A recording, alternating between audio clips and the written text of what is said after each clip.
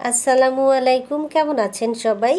আজ আমি কলার পাকোড়া বানিয়েছি। তো কলার পাকোড়া কিভাবে বানালাম সেটাই আজ আপনাদের সাথে শেয়ার করব।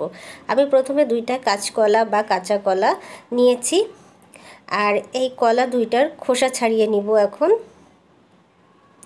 আর এই পাকোড়াটা খেতে কিন্তু খুবই মজা হয়, খুবই মজা। আপনারাও এইভাবে একবার একটু বানিয়ে খেয়ে দেখবেন। আমি যেভাবে বানাচ্ছি ঠিক এভাবে বানালে খেতে সত্যি অনেক মজা হয়, অনেক মজা।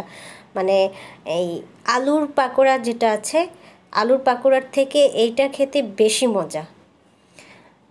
এই যে এভাবে আমি 2টা কলারই খোসা ছাড়িয়ে নিয়েছি। এবার এটা আমি সেদ্ধ করে নিব, তাই প্রেসার কুকারে দিয়ে দিলাম খুব দ্রুত সিদ্ধ হওয়ার জন্য।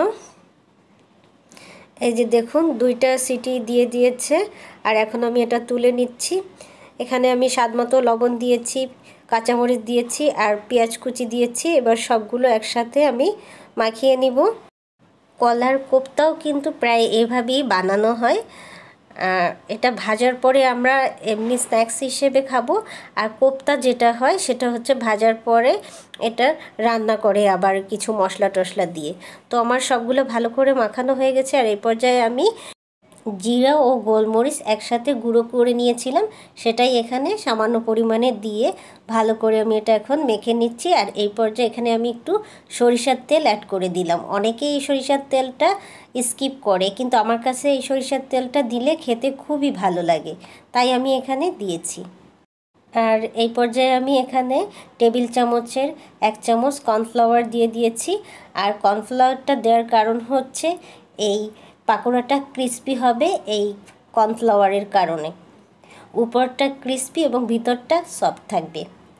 এই যে দেখুন এভাবে আমি পাকোড়া বানিয়ে তেলে ভেজে নিব। আর এই পর্যায়ে পাকোড়া ভাজার জন্য চুলায় একটা কড়াই বসিয়ে দিয়ে কড়াইয়ে তেল দিয়ে দিলাম, আর চুলার জালটা এই পর্যায়ে কিন্তু বাড়িয়ে দিয়ে নিয়েছি। আর তেল গরম হয়ে গেছে, আর এখন আমি এখানে সব পাকোড়াগুলো কিন্তু দিয়ে দিচ্ছি। পাকোড়াটা দেওয়া হয়ে গেলে চুলার জালটা কিন্তু কমিয়ে দিতে হবে, মিডিয়াম করে রাখতে হবে। এই যে দেখুন এক পাশ ভাজার পরে আমি এখন পাকোড়াগুলো উল্টে দিচ্ছি। এটা একটু সাবধানে করতে হবে, কারণ ভেঙে যাওয়ার সম্ভাবনা আছে, তো তাই।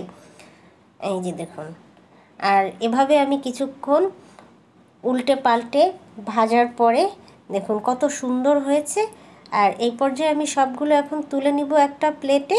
আর আপনাদের সবার কাছে রিকোয়েস্ট, আমার ভিডিও ভালো লাগলে আমার ফেসবুক পেজটি ফলো করে রাখবেন, আর ইউটিউব থেকে দেখতে আমার ইউটিউব চ্যানেলটি সাবস্ক্রাইব করে রাখবেন। এই যে দেখুন কত সুন্দর লাগছে, খুবই সুন্দর লাগছে আমার কাছে এটা দেখতে। আর এবার আমি আপনাদের সামনে একটা খেয়ে দেখাচ্ছি। আর আজকের মতো ভিডিও এখানেই শেষ করছি। আবারও চলে আসবো নতুন কোনো রেসিপি নিয়ে। সবাই ভালো থাকবেন, সুস্থ থাকবেন। আল্লাহ হাফেজ।